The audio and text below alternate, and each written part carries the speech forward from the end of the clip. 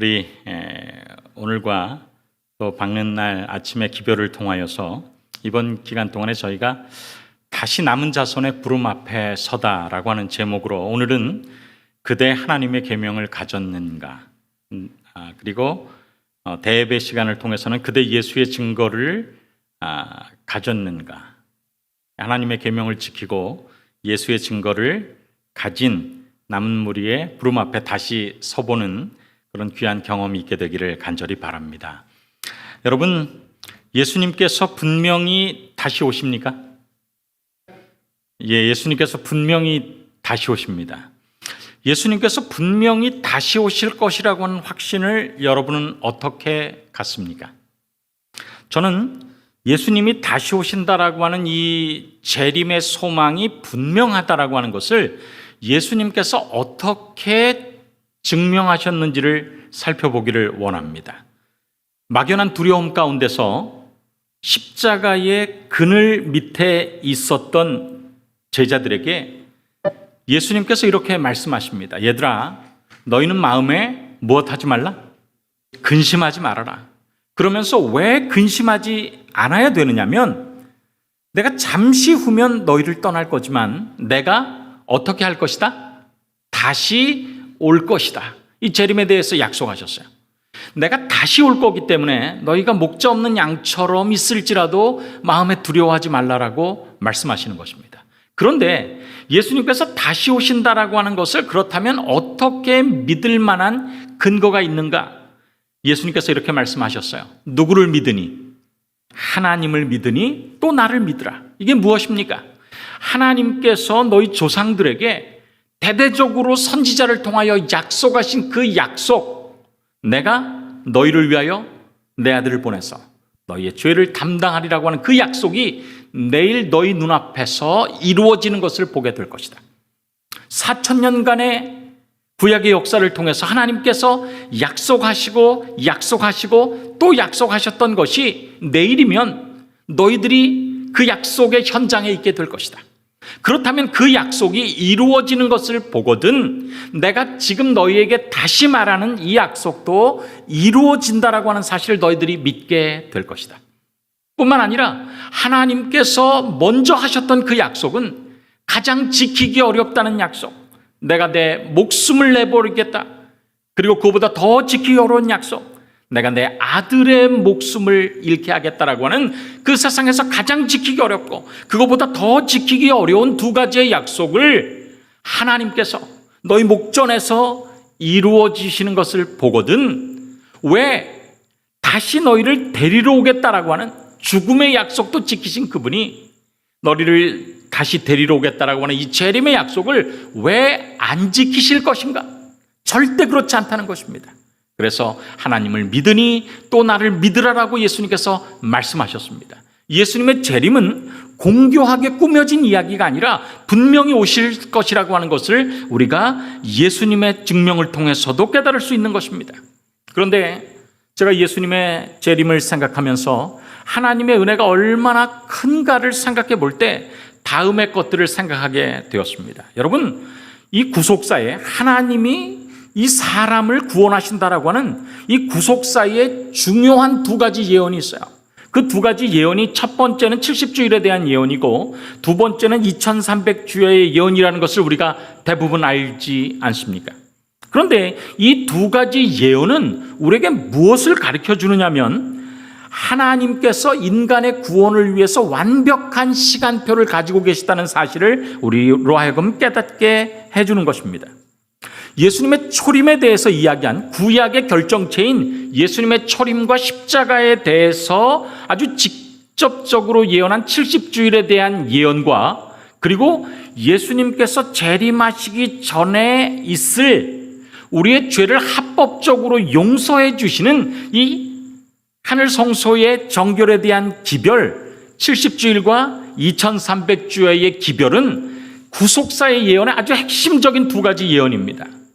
이 두 가지 예언은 구속을 위해서 꼭 필요한데 인간이 할 수 없는 일들에 대한 예언인 것입니다.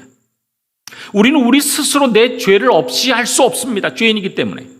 또 우리는 내가 지은 죄에 대한 기록과 흔적들을 없애지 못합니다. 내 죄를 용서하지도 스스로 못하고, 그리고 내 죄의 흔적들을 없애지도 못하는데, 구원을 위해서 가장 중요한 이 두 가지의 놀라운 사실을 누가 해주시겠다는 것입니까? 예수님께서 해주시겠다는 것입니다. 우리를 위한 대속도 그분께서 십자가에 달리심으로 속죄를 이루어 주시는 것이고, 우리가 하늘 가기 전에 우리의 죄가 그냥 도매금으로 우리가 구원받는 것이 아니라 우리의 죄를 샅샅이 우리가 주님께 고백하면 우리의 죄를 샅샅이 그분께서 살피시고 도말하셔서 내가 내 죄를 속하리니 내가 내 죄를 다시는 기억지 아니하리라. 합법적으로 우주에서 도말하는 일들은 인간의 구원을 위해서 필요하지만 우리가 할 수 없는 거예요. 그 두 가지의 것은 하나님께서만이 하실 수 있습니다. 그분께서 우리를 만드신 분이시고 그분께서 우리의 사랑하시는 아버지시기 때문에 하나님께서만이 하실 수 있다는 것입니다. 그런데 인간의 구원을 위해서 내게 꼭 필요하지만 내가 할 수 없는 그것, 하나님께서만이 하실 수 있는 그것은, 제가 성경을 연구하니까 하나님께서, 당신께서만 하실 수 있는 그것, 인간의 구원을 위해서 그분께서 하실 수만 있는 그것은 시간을 정해놓고 하신다는 것을 깨달았어요. 그러나 우리의 구원을 위해서는 기다려주시는 것입니다. 당신께서 하실 모든 일을 최선을 다해서 하신 다음에, 그것도 시간을 정해서 약속하신 이후에 그 구원의 혜택을 받아들이는 그 최후의 은혜를 우리에게 나눠주시기 위해서 그분께서는 차곡차곡 준비하시면서 시간을 정해서 하시는 일들을 우리가 발견하게 되는 것입니다. 구원에 있어서 하나님께서 하실 일은, 하나님께서 시간을 정해놓고 그 구속의 사역들을 이루어 가시는데, 그렇다면 나는 그날을 위해서, 그분께서 나를 위해서 해주시는 것 말고 나는 그러면 그분을 위해서 무슨 일을 어떻게 준비하고 있는 것인가? 우리는 우리 지상 역사를 가장 잘 요약한 요한계시록 12장을 통하여서 하늘에서 시작된 전쟁이 땅으로 이렇게 옮겨 붙어서 4번에 걸친 전쟁이 지상에서 벌어지는 역사를 바라보게 됩니다.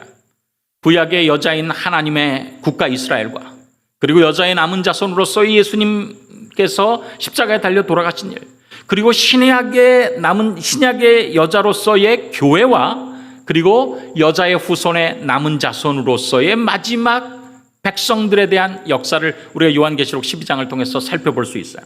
그런데 예수님께서, 하나님께서 구속 사업을 위하여서 하나님께서 하실 일을 최선을 다해서 하신 다음에 우리에게 손을 내미시는 것입니다. 얘야, 이 선악의 대쟁투의 마지막에 너희가 정말 이런 백성이 되어서 세상의 땅끝까지 복음을 전하는 일, 이 구속을 마치는 일에 나와 함께 도와다고라고 주님께서 말씀하시는 것입니다.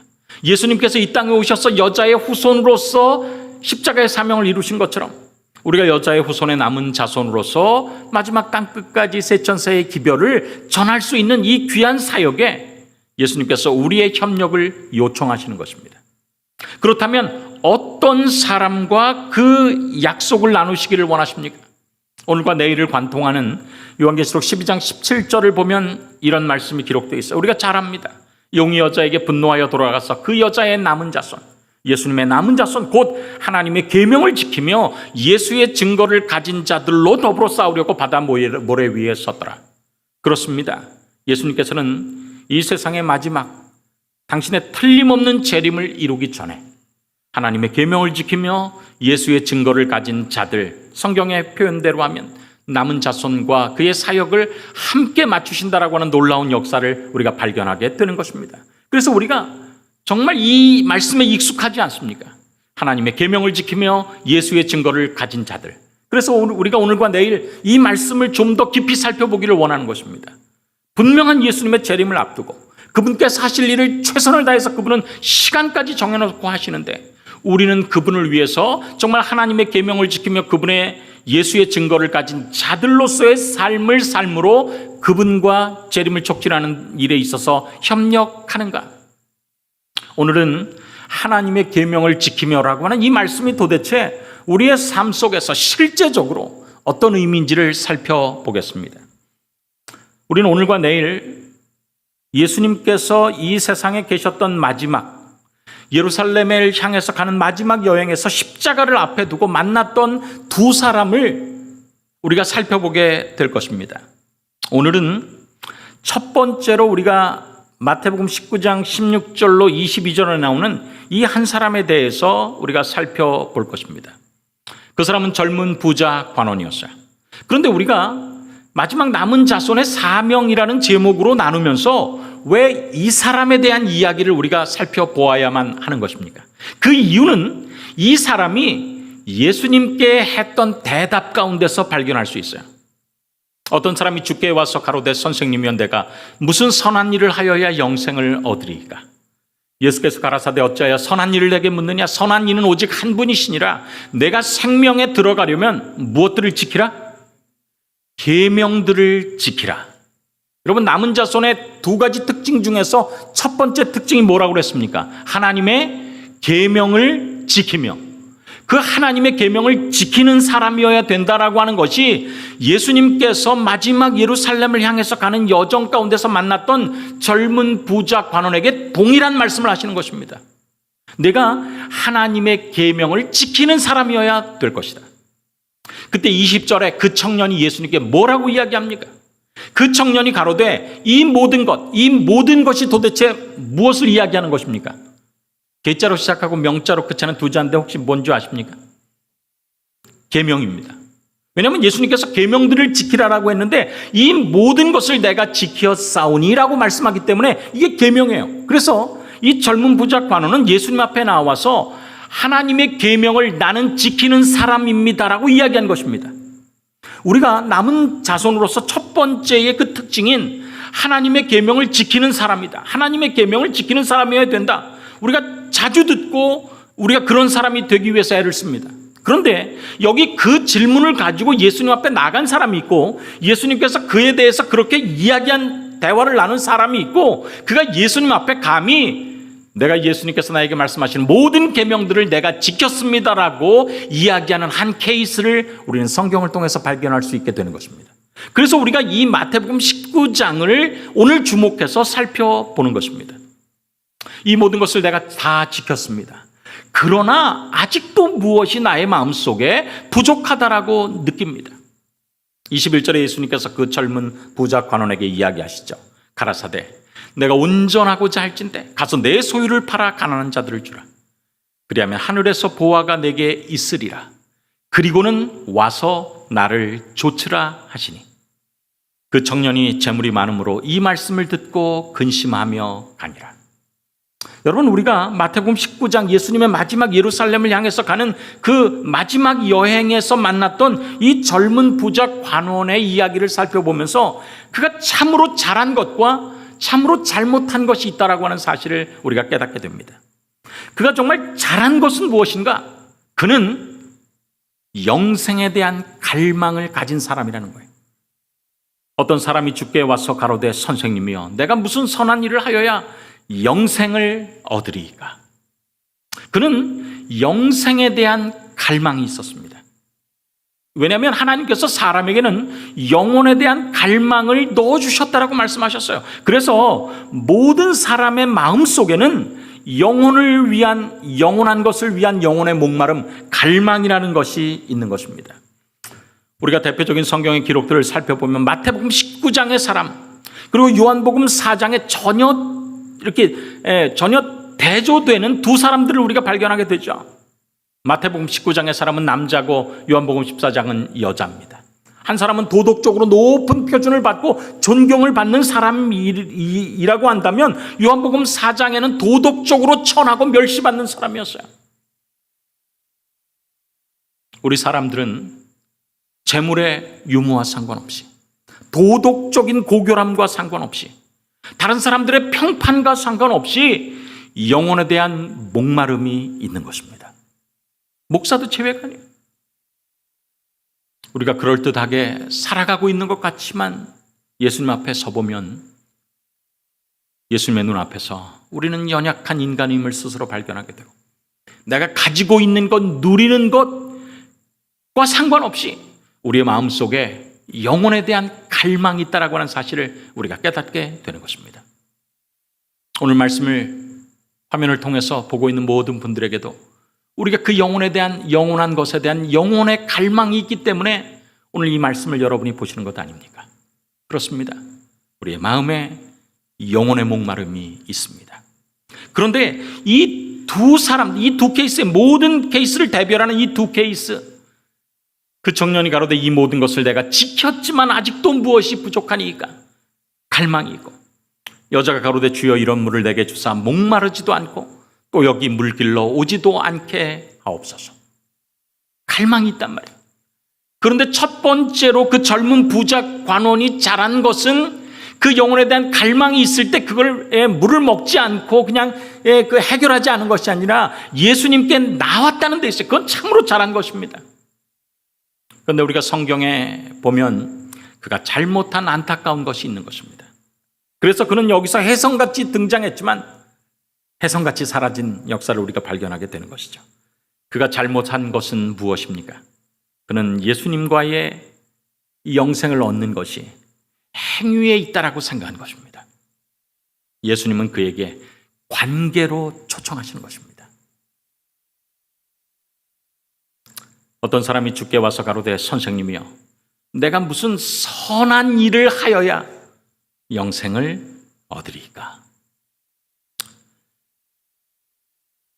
그 사람은 주위에 존경받는 위치에 있는 사람이었어요. 무엇이나 부족함이 없는 것처럼 보이는 사람이었습니다. 정말 이런 사람이 우리 교회에, 우리 가정에, 우리 집에 있다면 얼마나 좋을까? 정말 부러움을 한 몸에 받는 그런 사람이었습니다. 그리고 그는 도덕적일 뿐만 아니라 가정교육도 잘 받았어요. 그리고 현재의 상태도 상당히 괜찮은 상태였습니다. 그러나 그의 마음속에 무엇인가 부족함을 느꼈을 때 예수님 앞에 나온 것은 참 잘했지만 그는 여전히 관계가 아닌 행위에 집착한 것이 잘못이면 잘못이라는 것을 우리가 깨닫게 되는 것입니다. 그렇습니다.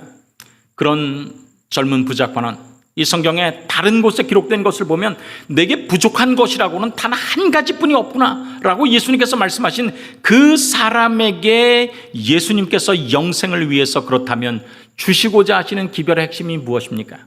그것은 우리의 성경적 신앙의 우선순위가 절대로 일들이 아니라 이와의 올바른 관계가 중요하다라고 하는 사실을 다시 한번 깨닫기를 원하시면서 예수님께서 말씀하셨어요. 어쩌야 선한 일을 내게 묻느냐? 선한 이는 오직 한 분이시니라. 여기 증언보감 2권에 보면, 그리고 모든 예언의 신을 보면 우리의 신앙의 우선순위가 무엇일지에 대해서 아주 분명하게 말씀한 것을 우리가 깨달을 수 있게 됩니다. 모든 교인들은 개인적으로 하나님과 올바른 관계를 가져야 하고 진리를 통하여 성화되어야 한다는 것을 느껴야 한다. 이것이 있을 때, 그래서 무엇입니까? 그렇게 될 때에, 위의 것들이 원인으로서 우리의 삶 속에 일어날 때에 그는 다른 사람들에게 그리스도인의 품성을 나타내고 이기심 없는 본을 보여줄 수 있다라고 하는 거예요. 주님께서 우리에게 원하시는 많은 일들은 무엇이 원인일 때에만 이루어질 수 있느냐면 우리가 개인적으로 하나님과 올바른 관계를 가지고 하나님과 개인적인 관계 속에서 내가 변해가는 때만이, 그것이 원인이 될 때만이 결과가 있다라고 하는 것입니다. 제가 그리고서 성경에 있는 다른 모든 것들을 살펴보면 모두가 다 이렇게 기록되어 있어요. 너희가 나를 사랑하면, 이게 원인입니다. 원인이 있어야 나의 계명을 지키리라라고 말씀하는 것입니다. 너희가 나를 사랑하면 나의 계명을 지키라가 아니라 너희가 나를 사랑한다면 너희는 나의 계명을 지키게 될 것이다라고 이야기하는 거예요. 나의 계명을 지키리라라고 말씀하시는 것입니다. 원인이 있어야 결과가 있다는 거예요. 그리스도의 사랑이, 그분에 대한 사랑이 우리의 마음속에 있을 때 그 사랑이 우리로 하여금 무엇하게 하는 것입니까? 그분께서 기뻐하시는 일을 감당할 수 있도록 한다는 것입니다. 다시 말해서 선한 이와의 올바른 관계가 그분께서 기뻐하시는 일을 행할 수 있도록 우리를 이끈다는 것입니다. 이것이 하나님께서 마지막 시대에 당신의 사명을 맡길 사람의 첫 번째 특징인 것입니다. 하나님의 계명을 어떻게 지킵니까? 문자적으로 지키는 것이 아닙니다. 그분께서 그분을 사랑함으로 그분께서 기뻐하시는 일을 나도 모르게 감당하는 것, 바로 그것이 하나님의 계명을 지키며의 올바른 의미라고 하는 사실을 오늘 성령께서 우리에게 호소하고 계시는 것입니다. 예수님께서는 그 젊은 부자 관원에게 꼭 필요한 신앙의 우선순위를 말씀하셨습니다. 무엇이 우리 신앙의 우선순위인가? 건물은 1층이 있고 2층이 있어야 되지만 그것이 뒤바뀔 수가 전혀 없는 것처럼 신앙은 반대인 것입니다. 2가 먼저 있고 그 다음에 1이 있다라고 하는 사실을 말씀하는 거예요. 예수님께서 젊은 부자 관원에게 이렇게 말씀하십니다. 내가 계명을 다 지켰다고? 너는 그렇게 지키지 못하였다. 너는 스스로 착각하고 있다. 너는 계명을 지켰다라고 이야기하지만 너는 그 계명의 근본 정신에서 멀리 떨어져 있구나. 사랑하는 아들아, 만약에 내가 계명을 지켰다면 너는 하나님을 사랑하고 이웃을 사랑한다라고 하는 이 계명의 근본 정신을 지켰다는 의미일 텐데 너는 그렇게 하지 못하고 있다. 내 것을 간단하게 가르쳐주마. 내 소유를 팔아 가난한 자들에게 주거라. 내가 만약에 계명을 지키는 삶을 살았다면 그 계명의 원래 원본인 하나님을 사랑하고 이웃을 사랑한다라고 하는 이 명령은 너에게 있어서 아무것도 아닐 것이다. 그러나 젊은 부자 관원은 그 일을 할 수 있었습니까? 없었습니까? 없었습니다. 왜냐하면 그는 그리스도를 사랑하는 마음이, 하나님을 사랑하는 마음과 이웃을 사랑하는 마음이 그의 마음속에 없었어요. 그래서 그는 하지 말라라고 하는 계명을 명문화된 계명, 글자, 문자를 지켰지만 그 계명의 근본 정신을 그의 마음속에서 실천하는 사람이 아닌 것입니다. 젊은 부자 관원이 그렇지 않은 잘못된 스스로 속고 있는 신앙을 하고 있다라고 하는 사실을 예수님께서 그에게 한 가지 이야기를 말씀하시면서 그의 잘못된 신앙의 잘못된 부분을 깨닫게 하시는 것입니다. 오늘 주님께서 우리에게 똑같이 말씀하십니다. 우리의 신앙에 정말 중요한 것은 어떤 일들을 잘함으로 하나님과 구원을 거래하려고 하는 것이 아니라 그분을 사랑함으로 우리의 마음속에서 그분을 사랑하는 열매가 열리는 것, 바로 그것이 하나님의 계명을 지키는 것이라고 하는 사실을 우리가 더 깊이 깨닫게 되기를 간절히 바랍니다.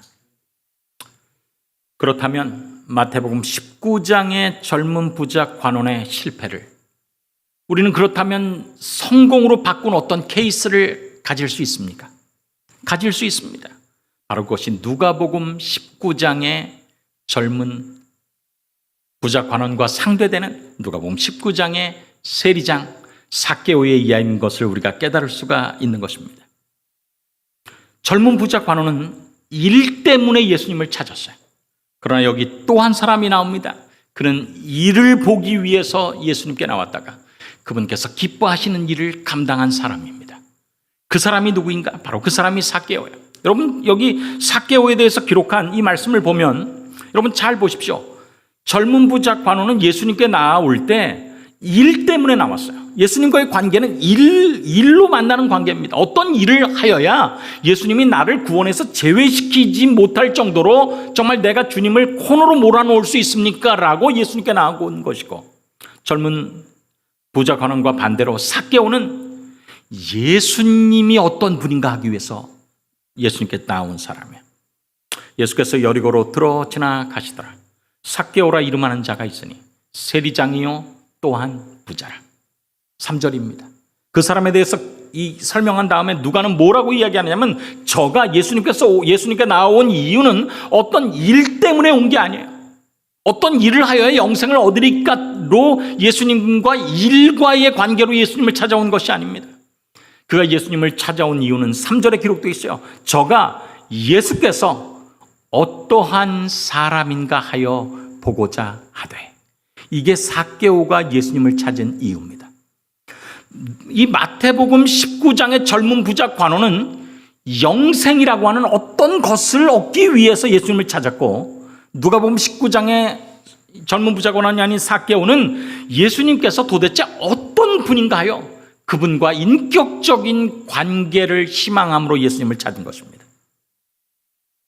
그가 예수님을 찾을 때 장애가 많이 있었어요. 키가 작고 사람이 많아 할 수 없어, 이렇게 기록되어 있어요. 키가 작고는 무엇입니까? 선천적인 장애예요. 사람이 많아는 무엇입니까? 후천적인 장애입니다. 선천적인 장애, 후천적인 장애는 예수님을 개인적으로 만나기를 원하는 그 삭개오의 마음의 심령의 요구를 막지 못했습니다. 제가 이 말씀을 읽을 때마다 키가 작고 이 말씀에 제가 찔림이 있어요. 키가 작아. 저도 키만 좀 컸으면 얼마나 좋을까.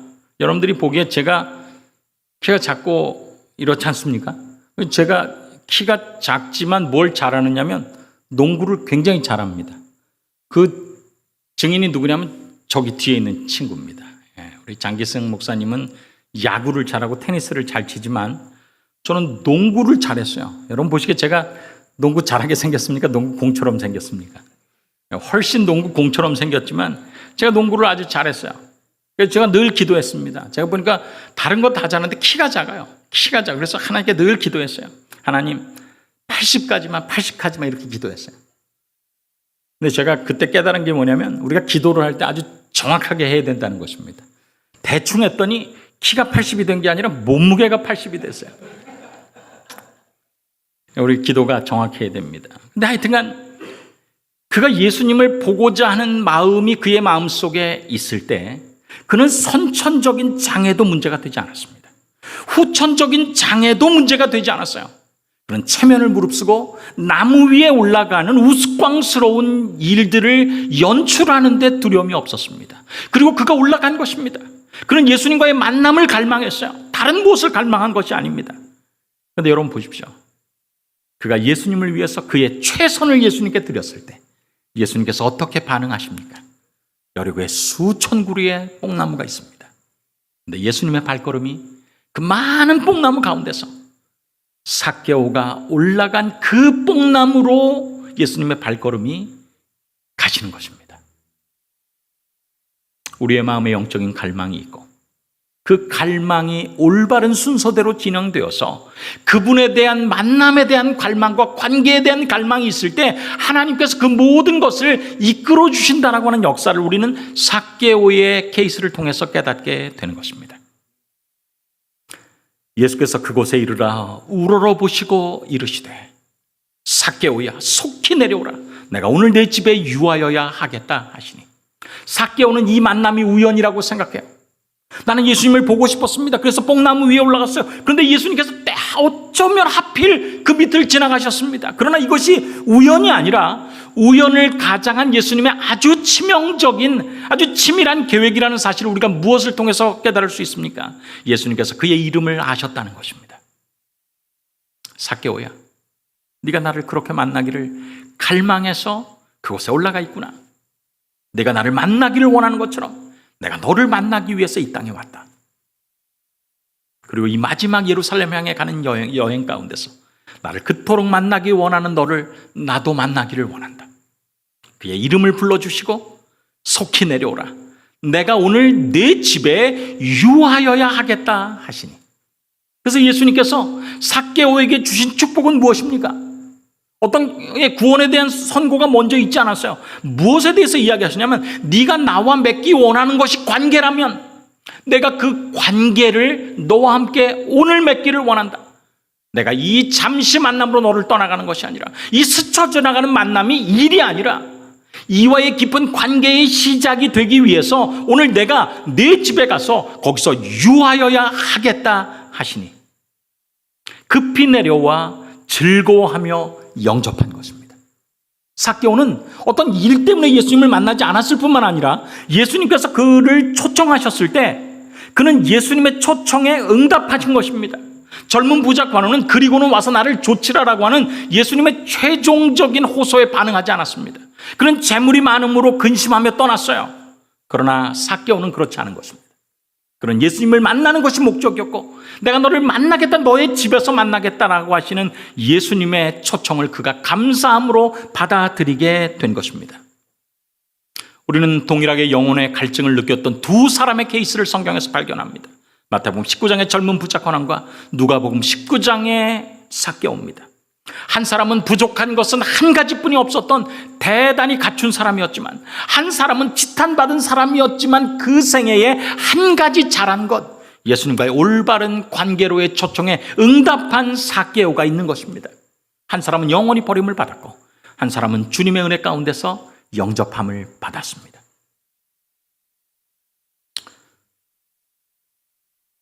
그는 예수님의 초청을 받아들이고 급히 내려와야 하면서 즐거워하며 영접한 것입니다.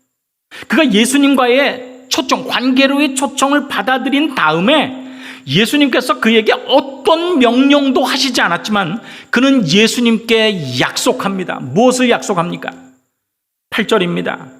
삭개오가 서서 주께 여짜오되, 주여 보시옵소서, 내 소유의 절반을 가난한 자들에게 주겠사오며 만일 네 것을 토색한 일이 있으면 몇 배나 갚겠나이다. 4배나 갚겠나이다. 여러분 보십시오. 이 사람은 예수님 앞에서 약속합니다. 주님, 저 같은 죄인을 팔 벌려 받아주셔서 정말 감사합니다. 내가 내 재산이 있습니다. 그 재산의 절반을 가난한 자들에게 나눠주겠습니다. 그리고 만일 네 것을 토색한 일이 있으면 4배나 갚겠나이다. 그리고 여리고에 그날 롯데월드의 줄처럼 긴 줄이 삭개오의 집 앞에서부터 이 도시를 몇 번 돌았을 것입니다. 손에 다 무엇을 들고 있겠습니까? 영수증 들고 있습니다. 삭개오가 발행한 세금 고지서 들고 있습니다. 그리고는 가는 것입니다. 앞뒤 사람끼리 이야기하죠. 자네도 여기 그 일 때문에 왔나? 나도 그 일 때문에 왔는데 혹시 이거 삭개오가 마음 변하면 우리 큰일 날 텐데 나중에 세금 아주 진창 맞는 거 아니야? 앞 사람이 들어가요. 어떻게 오셨습니까? 아유, 세리장님 죄송합니다. 소문 듣고 왔는데 저에게는 절대 그런 일이 없으시겠지만 혹시나 하는 마음으로 왔습니다. 이 세금 고지서 지난달에 주신 건데 저에게는 뭐 정확하게 하셨겠죠. 뒤탈을 생각해서 아주 예의를 차려서 말합니다. 그때 삭개오가 눈물을 흘리는 것입니다. 형제여, 미안합니다. 내가 형제에게 못할 짓을 했습니다. 실제로 세금은 200만 원이었는데 제가 300만 원이라고 거짓으로 기록했습니다. 정말 죄송합니다. 여기 그 속여서 내가 편취한 100만 원에 4배인 400만 원이 있습니다. 정말 죄송합니다. 이거 가지고 가십시오. 저를 용서해 주십시오. 당황은 오히려 영수증 들고 찾아온 그 사람이 한 것입니다. 세리장 삭개오요, 무엇이 당신을 이렇게 변화시켰습니까? 무엇이 당신의 지난 생애에서 이렇게 회개하게 만든 것입니까? 삭개오가 뒤에 계신 예수님을 가리키는 것입니다. 이분입니다. 이분이 나를 변화시키셨습니다. 모든 사람은 나를 돈 가진 부자로 이용해 먹으려고 했습니다. 마음속에 나와의 관계는 상관없이 나의 재물만을 이득 보려고 저와 관계했을 때 이분만이 저를 인간으로 대해주셨습니다. 저는 이분의 사랑을 잊을 수 없습니다. 저는 그분께서 원하시는 삶을 살기를 원합니다. 예수께서 이르시되 오늘 구원이 이 집에 이르렀으니 이 사람도 아브라함의 자손이미로다. 그는 어쩌면 마태복음 19장의 젊은 부자 관원이 듣기 원하는 그 음성을 들은 것입니다. 내가 무엇을 해야 영생을 얻으리까? 만약에 젊은 부자 관원 이 말씀을 들었다면 얼마나 좋겠어요. 오늘 구원이 이 집에 이르렀으니 이 사람도 아브라함의 자손이미로다. 그러나 젊은 부자 관원은 그 예수님의 명령을 듣지 못했습니다. 그 음성을 듣지 못했어요. 그러나 삭개오는 들은 것입니다. 여러분 잘 생각해 보십시오. 삭개오가 제 재산의 반을 팔아서 반을 나눠줬습니다. 그리고 건건이 4배나 갚았다면, 그리고 그의 회개가 진실했다면 그날 그의 재산이, 거의 모든 재산이 어떻게 됐을 것이라고 여러분 생각하십니까? 모르긴 몰라도 그의 재산의 거의 전부가 사라졌을 것입니다.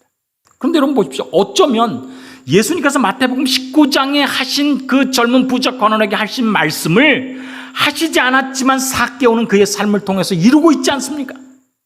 내 소유를 팔아 가난한 자들에게 주라, 그리고는 와서 나를 좇으라. 할 수 없었어요. 그러나 순서가 뒤바뀐 채로 예수님께 온 젊은 이 삭개오는 그 일을 가능하게 한 것입니다. 예수님을 만나고 그분에 대한 사랑이 그의 마음을 감동시켜서 그는 주님께서 원하시는 그 일을 감당하게 된 것입니다. 여기 삭개오의 회개가 얼마나 진실한지에 대해서 본교의 성경 주석은 다음과 같이 이야기합니다. 자발적으로 배상할 때. 누구의 케이스입니까? 자발적으로 배상하는 것. 누구의 케이스입니까? 삭개오의 케이스입니다. 자발적으로 배상할 때. 그토록 젊은 부자 관원이 강조했던, 바리새인들과 서기관들이 강조했던 모세의 법은 단지 취한 금액에 몇 분의 1을 추가하라고 요구했다? 5분의 1만 추가하면 되는 것입니다. 4배의 배상은 재물을 잃어버린 후에 의도적으로 약탈 행위에 대한 극단적인 형벌 중에 하나였다. 의도적으로 했다는 것입니다. 그래서 우리 성경이 잘못 번역되어 있어요. 만일 네 것을 토색한 일이 있거든, 내가 원래 안 그러는데 혹시 그런 일이 실수로 벌어졌다면 4배나 갚겠나이다가 아닙니다. 모세의 계명대로 하면 5분의 1만 더해서 갚으면 끝이에요. 삭개오는 예수님 앞에 자신이 나아가고 예수님에 의해서 받아들여질 때에 자신의 더러움을 본 것입니다. 내가 한 모든 것이 의도적으로 약탈한 행위라는 것을 스스로 깨달은 거예요. 그것은 5분의 1이 아닌 4배의 값을 치러야 된다는 것을 그게 마음속으로 깨달은 것입니다. 보통의 원래의 소유물이나 돈을 배상할 수 있을 경우 갚아야 할 액수는 취한 것의 갑절이었다. 삭개오가 배상하기로 약속한 금액 몇 배는? 4배는 그가 마음의 변화를 경험했다는 최선의 증거였다. 삭개오는요, 마음의 변화를 경험함으로 주님께서 기뻐하신 일을 하게 된 것입니다. 이것이 주님께서 우리의 삶 속에서 원하시는 하나님의 계명을 지키는 것의 의미라는 것을 기억하게 되기를 간절히 바랍니다.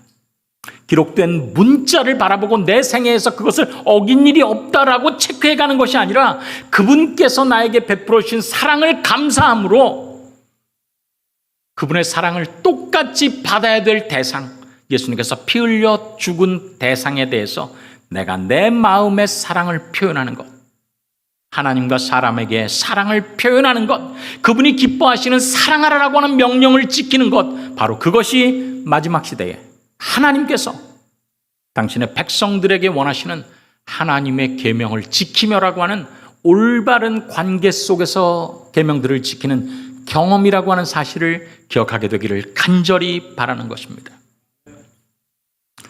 우리의 삶 속에서 신앙에 무엇이 더 중요한가에 대한 갈등은 우리의 마음속에 있습니다.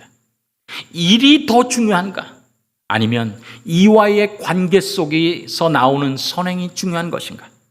일들을 중요시 생각하면 우리는 하나님과 구원을 거래하려고 합니다. 이것도 했으니 내가 여기까지 도를 높였으니 주님이시라도 나를 구원해서 제외시키지 못할 것입니다라고 주님과 거래하기를 원합니다. 마태복음 19장의 젊은 부자 관원이 구원을 거래하려고 했어요. 그러나 누가복음 19장의 삭개오는 전혀 다른 시도로 예수님께를 찾은 것 아닙니까? 그리고 그는 예수님을 사랑함으로 그의 예수님께서 원하시는 모든 이 일들은 자연스러운 결과였다는 것을 우리가 발견하게 되는 것입니다. 그런데 말입니다. 무엇이 구원을 거래하는 행위이고 무엇이 구원을 경험한 사람의 열매로서의 행위입니까? 저는 이 문제 때문에 굉장히 고민을 했어요. 여러분, 믿음으로 말미암는 의인은 행위가 없고 행함으로 말미암는 의인은 행위가 있는가? 우리가 그렇게 착각할 수 있어요. 그러나 그렇지 않습니다. 믿음으로 말미암는 의도 행위가 있어요. 행함으로 말미암는 의도 행위가 있습니다. 그런데 차이는 무엇입니까? 믿음으로 말미암는 의에서 강조하는 행위는 열매로서의 행위예요. 행함으로 말미암는 의에서 강조하는, 그리고 스스로 속는 행위는 무엇이냐면 구원을 거래하려는 행위입니다. 그렇다면 내가 행하는 일 가운데서, 내가 신앙을 하면서 내가 행함으로 말미암는 의로 어떤 일들을 행하는가, 아니면 믿음으로 말미암는 의, 하나님을 사랑함으로 나오는 열매로서의 내가 행위를 주님 앞에 드리는가를 어떻게 깨달을 수 있습니까? 이것은 우리의 신앙에 있어서 너무나 중요한 것인데, 왜? 이것 때문에 영생이 달려 있으니까 너무나 중요한 것인데, 내가 주님께 드리는 행위가 믿음으로 말미암는 의 쪽의 행위입니까? 행함으로 말미암는 의 쪽의 행위입니까? 다시 말해서 구원을 거래하는 길 원하는 행위입니까? 아니면 구원의 열매로서의 행함입니까? 제가 이를 위해서 기도하면서 성경 말씀을 연구하다가 다음과 같은 사실을 깨닫게 되었어요. 내 삶 속에서 행하는 일들, 내가 안식일을 준수하는 방법, 내가 하나님께서 주신 식생활과 음식물의 권면을 순종하는 것들, 내가 교회에서 하나님의 뜻이라고 하는 것들을 깨달았을 때, 이게 정말 내가 그렇게 하는 것이 믿음으로 말미암는 이 열매로서의 행함인가, 아니면 거래하기 위한 행함인가를 알 수 있는 그 체크리스트를 하나님께서 우리의 마음에 두셨다는 것을 깨닫게 된 것입니다. 어떻게 우리가 그 일을 알 수 있습니까? 간단합니다. 나는 하지만 내 눈앞에 보이는 다른 사람은 하지 않는 하나님의 계명들을 볼 때 내가 어떻게 느끼느냐 하는 것입니다. 내가 아무리 가장하고 내가 아무리 위선적으로 하지만 마음속에 느껴지는 것은, 양심의 소리는 우리가 외면할 수 없어요. 근데 그것이 나는 하고 다른 사람은 안 하는 것을 볼 때 안타까움이 든다라고 하는 것은 나의 그 행위가 열매라는 것을 증명하는 것입니다. 그런데 내가 나는 하지만 다른 사람들은 하지 않는 어떤 하나님의 계명들을 볼 때 화가 나고 신경질이 난다면 이것은 나는 하나님과 그 행위를 통해서 구원을 거래하려고 한다라는 것을 우리가 기억해야 될 필요가 있는 것입니다. 왜 나는 하고 다른 사람들은 하지 않는 것을 볼 때 화가 납니까? 나는 그 일이 힘들고 어려운데도 지키는 것입니다. 왜? 구원을 얻기 위해서. 그런데 저 인간은 보니까 그것도 안 하고도 구원 얻으려고 교회에 오는 것을 보니까 속이 상해요, 안 상해요? 속이 상하는 거예요.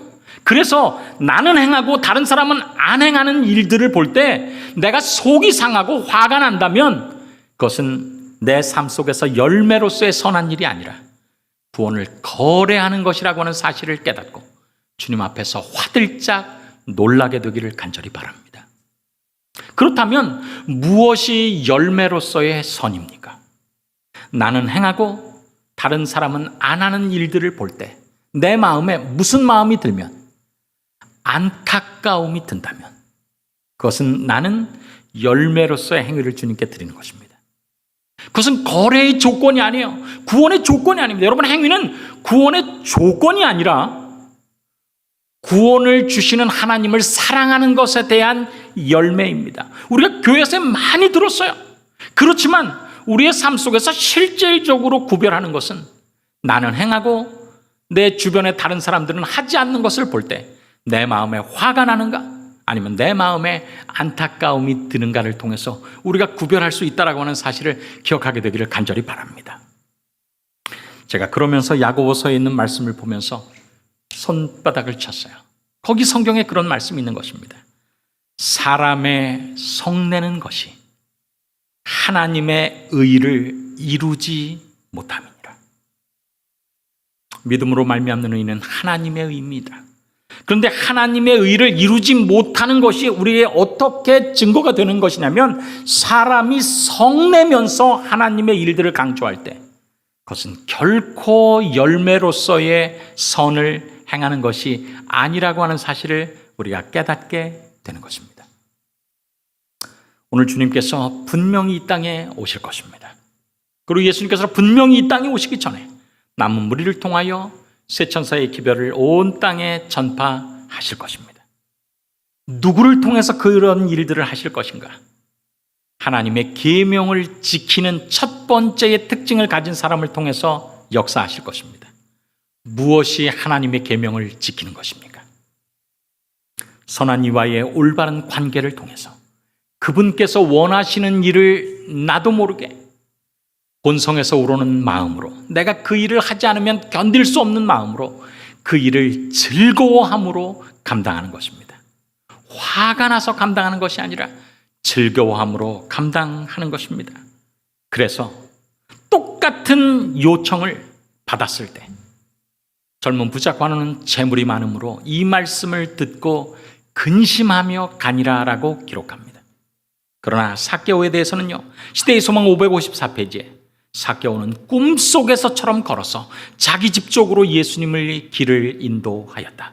그리고 그곳에서 그는 자신의 소유의 절반을, 그리고 네 것을 토색한 모든 일에 대해서 4배나 갚게 된 것입니다. 이것이 주님께서 원하시는 하나님의 계명을 지키는 삶입니다. 구원을 거래하기 위해서가 아니라 그분을 감사함으로, 그분의 은혜를 감사하고 그분의 관심을 감사하고 그분이 나의 삶 속에 개입하셔서 나의 삶 속에 주인이 되시기를 원하는 것을 감사함으로 내가 그분을 받아들였을 때 그분이 나의 마음속에 주인이 되셔서 그분께서 원하시는 일들을 말씀하지 않으셨을지라도 감당하는 삶, 그것이 하나님의 계명을 지키는 자의 삶이라는 것을 기억하게 되기를 간절히 바랍니다. 그러면서 우리는 요한일서 5장 3절의 말씀을 더 깊이 깨달을 수 있습니다. 하나님을 사랑하는 것은 이것이니 우리가 그의 계명을 지키는 것이라. 그의 계명들은 무거운 것이 아니로다. 무거울 때 우리는 근심을 합니다. 그러나 무거운 것이 아닐 때 우리는 행복함을 느끼는 것입니다. 우리가 고린도후서 5장 14절을 잘 알죠. 그리스도의 사랑이 우리를 강권하시는도다. 이 간단한 신앙의 공식이 우리의 삶을 주장하는 공식이 되기를 간절히 바랍니다.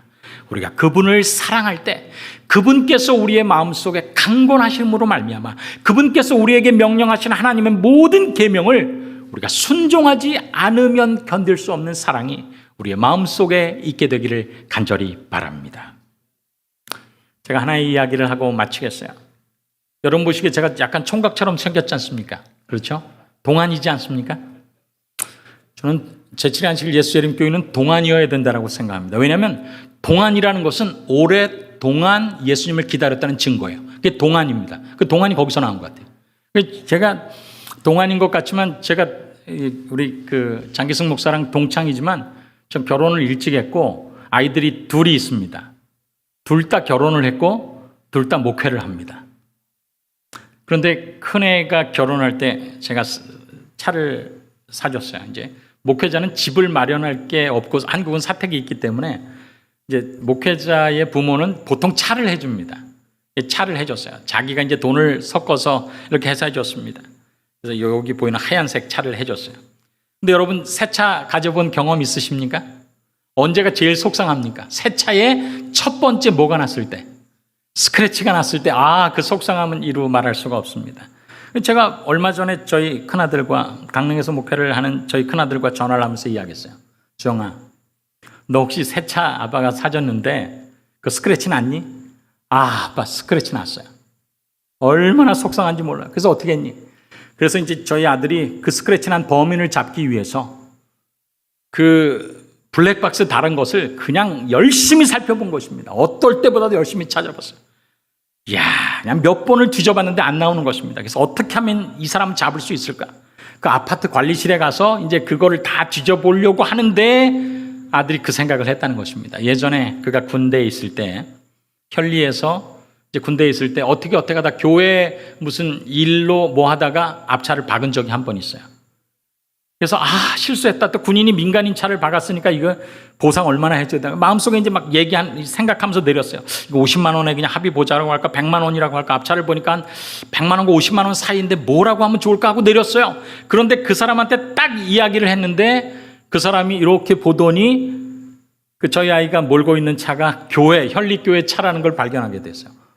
교회 다니십니까? 그렇습니다. 그러더니 그분이 이렇게 생각하더니 그냥 가십시오. 이렇게 했다는 거예요. 왜 그러십니까? 저도 교회를 다니는데 보니까 좋은 일 하시는 것 같은데 제가 안 받겠습니다. 그냥 가십시오. 그러면 제가 수리하면 간단하게 합니다. 주려고 그러는데 가라고 그래서 갔다 그랬어요. 그게 열심히 찾고 있는데 생각난 것입니다. 그 사람은 그냥 교회에 다니는 사람인데, 그런데 나는 목회자인데 그 범인을 잡기 위해서 이렇게 색출하고 있구나라고 생각할 때 성경의 비유가 생각난 것입니다. 1만 달란트 탕감받은 자가 100다나리온 자기에게 해끗인 자를 상대하기 위해서 그 하는 모습을 자기가 그 이야기를 통해서 투영한 거예요. 내가 100만 원짜리도 탕감받았는데 이 스크래치 난 거 한 것 때문에 범인 잡겠다고 지금 이거 다 조사하고 있는구나. 그가 그렇게 됐을 때 용서가 아주 쉽게 됐다고 그랬어요.